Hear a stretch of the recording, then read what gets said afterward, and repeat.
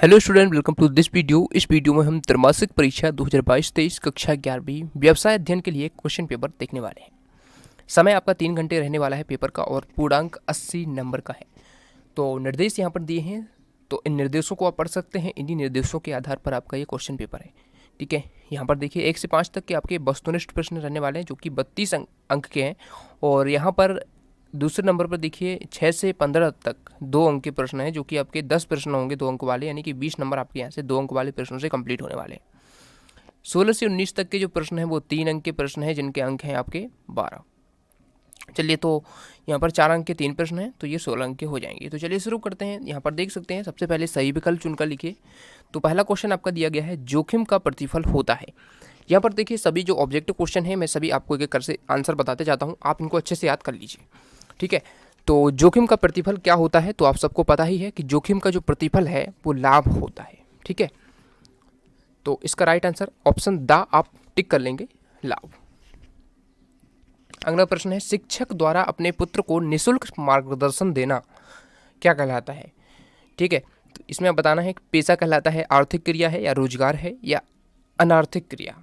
अनार्थिक क्रिया, ठीक है, इसमें प्रिंटिंग मिस्टेक है, अनार्थिक क्रिया इसमें ऑप्शन द इसका राइट आंसर हो जाएगा, अनार्थिक क्रिया। ठीक है, अनार्थिक आप इस प्रकार से लिख सकते हैं। अगला प्रश्न है, निम्नलिखित में से द्वितीय उद्योग में क्या शामिल है। द्वितीय उद्योग में क्या शामिल है, तो इसका राइट आंसर आपको बताना है। चारों ऑप्शन आप पढ़ लीजिए। इसका राइट आंसर मैं आपको बता दूं, इसका राइट आंसर हो जाएगा इमारतों का निर्माण। ठीक है, उसके बाद देखिए अगला प्रश्न है, ऐसी व्यावसायिक इकाइयां जो एक या एक से अधिक देशों में अपना व्यवसाय संचालित करती हैं कहलाती हैं। तो ऐसी व्यावसायिक इकाइयों को क्या कहते हैं ये आपको बताना है। तो इसका आंसर हो जाएगा भूमंडलीय उद्यम। ठीक है, सा ऑप्शन राइट आंसर हो जाएगा। चलिए पांचवा प्रश्न देखते हैं, भारत का केंद्रीय बैंक है। भारत का जो केंद्रीय बैंक है वो कौन सा बैंक है, तो आप सब जानते हैं रिजर्व बैंक ऑफ इंडिया जो है भारत का केंद्रीय बैंक है। ठीक है, तो फर्स्ट ऑप्शन आपका राइट आंसर हो जाने वाला है। ठीक है, देखिए आप लोग चैनल को सब्सक्राइब जरूर कीजिए और वीडियो को लाइक अभी से कर दीजिए। ठीक है, क्योंकि कई लोग वीडियो देखते हैं, सब्सक्राइब भी नहीं करते और वीडियो को लाइक भी नहीं करते हैं। ठीक है, और साथ ही टेलीग्राम चैनल को ज्वाइन कर लीजिए, पीडीएफ वगैरह वहाँ पर मिलते रहते हैं। ई कॉमर्स का प्रादुर्भाव हुआ, छठा प्रश्न है आपका, ई कॉमर्स का प्रादुर्भाव किस सन में हुआ था, तो आपको याद रखना है 1970 में आपका ई कॉमर्स का प्रादुर्भाव हुआ था। ठीक है, तो बा ऑप्शन सही आंसर हो जाएगा। अगला प्रश्न है, रिक्त स्थानों की पूर्ति कीजिए। रिक्त स्थान आपके क्वेश्चन नंबर 2 है आपका, इसमें 7 अंक के रिक्त स्थान हैं। तो देखिए पहला रिक्त स्थान है, वाणिज्य उद्योग तथा व्यवसाय के अंग हैं, क्या है, तो वाणिज्य उद्योग तथा व्यापार। ठीक है, यहाँ पर आपको लिखना है व्यापार, व्यापार भर लेना है, व्यापार, ये सभी किसके अंग है, व्यवसाय के अंग है। दूसरा प्रश्न देख लीजिए, कंपनी की पूंजी खाली स्थान में विभक्त होती है। तो कंपनी की जो पूंजी है वो अंशों में विभक्त होती है, तो यहाँ पर अंशों आपको भर लेना है, अंशों में विभक्त होती है। ठीक है, अंशों में विभक्त होती है। तीसरा प्रश्न है, भारतीय अर्थव्यवस्था खालिस्तान अर्थव्यवस्था है। तो भारतीय अर्थव्यवस्था किस प्रकार की अर्थव्यवस्था है, मिश्रित है। ठीक है, याद रखिएगा, मिश्रित अर्थव्यवस्था है भारतीय अर्थव्यवस्था। ठीक है, अगला प्रश्न है चौथा है, विश्व बैंक एक खालिस्तान बैंक है। तो विश्व बैंक क्या है, एक अंतरराष्ट्रीय बैंक है। ठीक है, तो अंतरराष्ट्रीय आप यहां पर भर लेंगे, अंतरराष्ट्रीय, राष्ट्रीय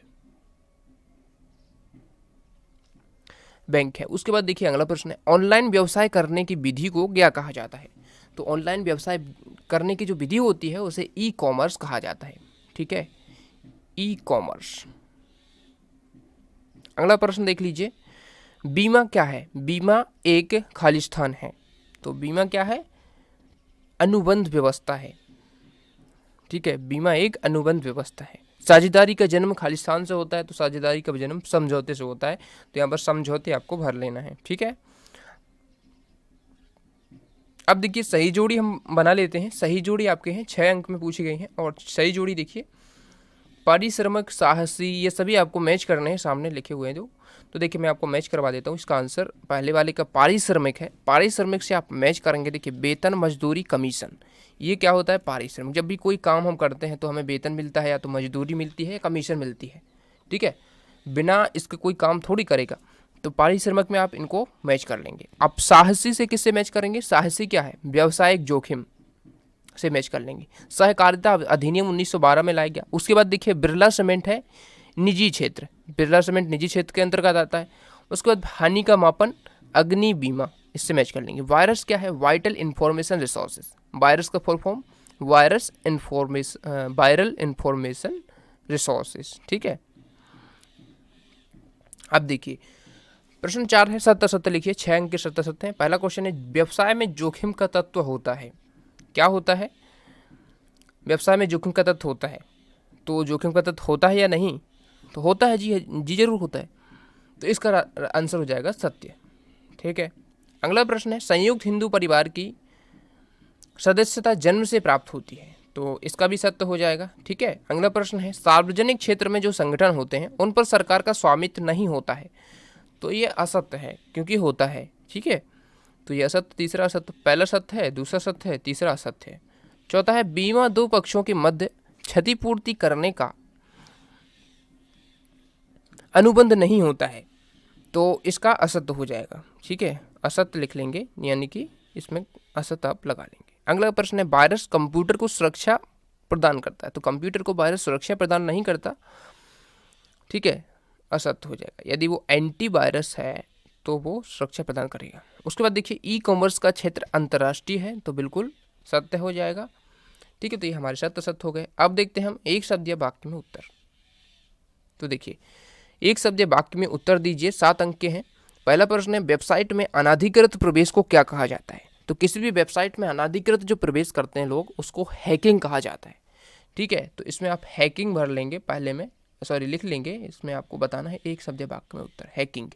दूसरा है मछली पकड़ना किस प्रकार का उद्योग है, तो ये प्राथमिक उद्योग है। दूसरे प्रश्न में आप प्राथमिक उद्योग लिख लेंगे, ठीक है, प्राथमिक उद्योग। उसके बाद तीसरा प्रश्न आपको पूछा गया है सरकारी समिति को किस अधिनियम में अधिकृत होना चाहिए, तो सरकारी समिति को भारतीय सहकारी अधिनियम 1912, ठीक है, ये आपको इसका आंसर याद करना है। सहकारी समिति को भारतीय सहकारी अधिनियम 1912 में अधिकृत होना चाहिए। कंपनी का निर्माण करने वाले व्यक्ति को क्या कहते हैं, तो उसे कहते हैं प्रवर्तक, ठीक है। कंपनी का जो निर्माण करता है उसे कहते हैं प्रवर्तक।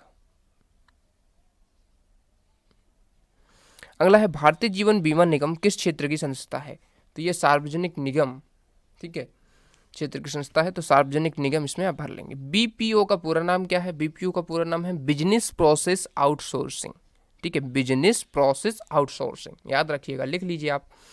अगला है एटीएम का पूरा नाम लिखिए, तो एटीएम का पूरा नाम सबको पता है, आपने पहले भी पढ़ा होगा, ऑटोमेटेड टेलर मशीन, ठीक है।